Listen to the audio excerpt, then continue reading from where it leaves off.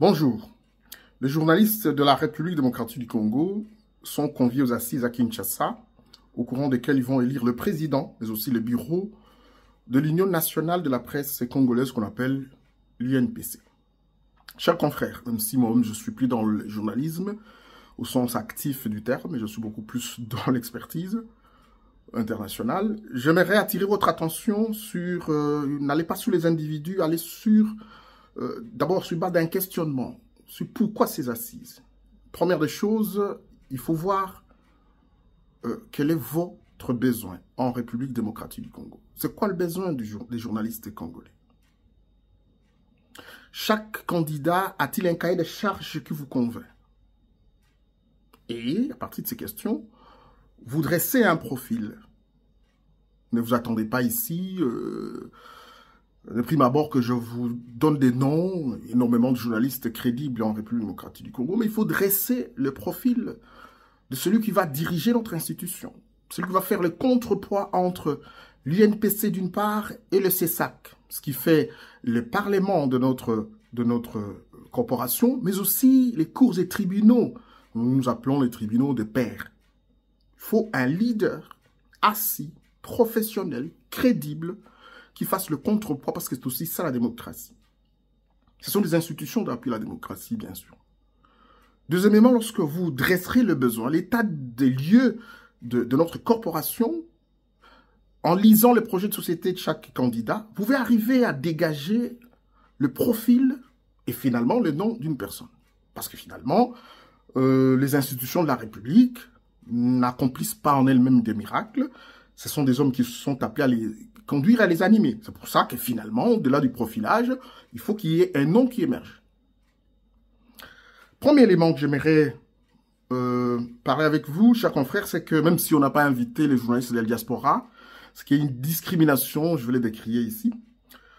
Première des choses, il faut savoir que c'est vous les électeurs. C'est vous, journalistes, qui êtes des électeurs. Ce n'est pas l'opinion publique. C'est vous, en âme et conscience. Chevalier de la plume, professionnel de médias, médias écrits audiovisuels, médias en ligne, tout ce que vous voulez. C'est vous qui devez être des électeurs.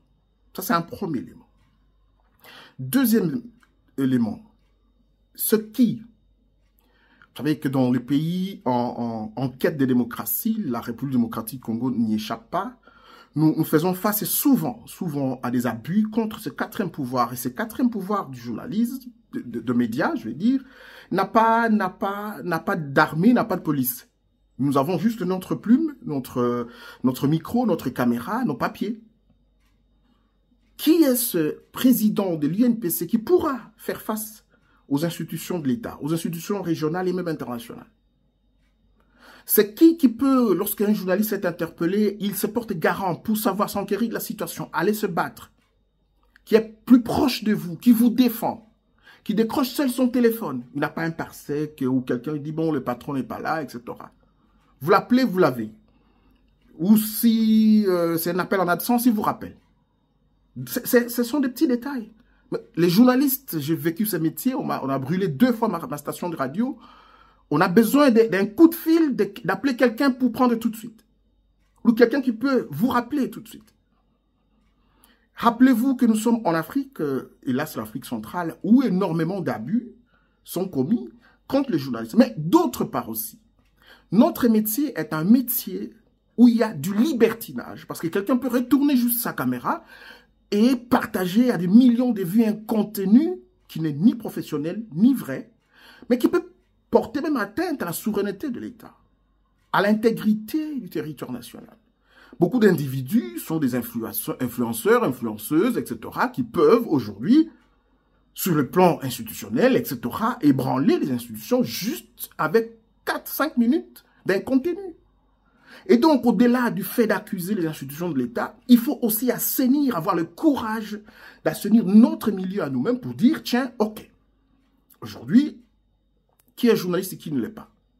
Mais ceux qui n'ont pas de diplôme, qui sont au sein du métier, qui sont en train d'exercer le métier, qu'est-ce que nous devons mettre en place? C'est tout un programme. Ce sont des institutions d'appui à la démocratie qui doivent avoir un budget de l'État pour que finalement ce leader, ce bureau de l'UNPC puisse, d'une part, former les journalistes, organiser des ateliers de remise à niveau, parce qu'il faut actualiser les connaissances.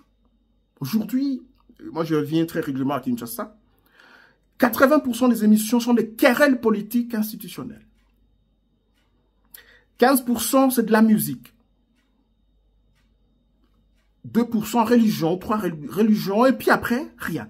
Rien en géopolitique, rien en géostratégie. Or, les attitudes, le comportement, les positions que vous voyez, les institutions, actuellement, nous sommes de plein pied dans la deuxième guerre froide, liée au contrôle des territoires qui regorgent des ressources naturelles stratégiques qui rentrent dans la transformation, dans la transition énergétique, mais aussi dans les nouvelles technologies civiles et militaires. Aucune émission n'est consacrée à 60 minutes pour parler de la géopolitique et de la géostratégie. Dans leur formule que j'aime bien, que j'ai bien inventée, le DSS, Défense, Sécurité, Sûreté de l'État. Aucune émission à Kinshasa n'en parle. Et donc, on ne doit pas avoir des journalistes généralistes, que politiques, querelles. Je n'en disconviens pas. Chaque organe de presse a sa ligne éditoriale, etc., affilié à tel ou tel milieu politique ou milieu d'affaires. Ça, on le sait, on le vit même ici en Occident. Il y a des journalistes de Bolloré, il y a des ministres de Total, il y a des ministres de l'Union européenne, il y en a, donc je ne peux pas refuser aux journalistes congolais d'avoir leurs obédiences, c'est comme ça, je ne saurais pas le changer. Mais en même temps, nous devons nous outiller, nous actualiser.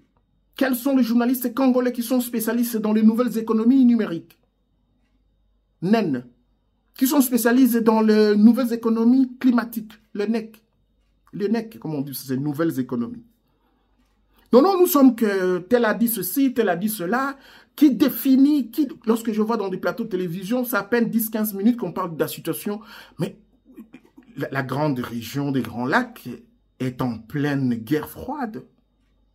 Dans notre région, dans le Kivu, où Kagame est en train d'utiliser les systèmes stratégiques d'encerclement et de débordement. Il n'y a aucune émission qui passe en profondeur de façon en amenant des éléments pointus. Donc, le nouveau bureau qui va être en fonction doit être en mesure à la fois, d'assainir notre milieu de journalistes, de faire le contrepoids au sein de nos deux organes de corporation, qui est le Parlement, le UNPC, et les cours et tribunaux, le CESAC, mais aussi faire face aux institutions de l'État. Présidence de la République, gouvernement, armée, police, la ANR, l'Assemblée nationale, le Sénat, etc. Mais aussi avoir un bureau qui peut être crédible, qui a un agenda, qui pourrait envoyer des journalistes en formation sur le plan régional et international. Au Canada, on va organiser sur le climat. Est-ce qu'il y a eu des journalistes délégués par l'UNPC qui pourront aller? Il faut avoir un président qui a un carnet d'adresses. C'est pas quelqu'un qui se recherche sur le plan social, Et in fine, il faut avoir quelqu'un qui peut, vous avez un problème, et il sait vous assister, être proche de vous.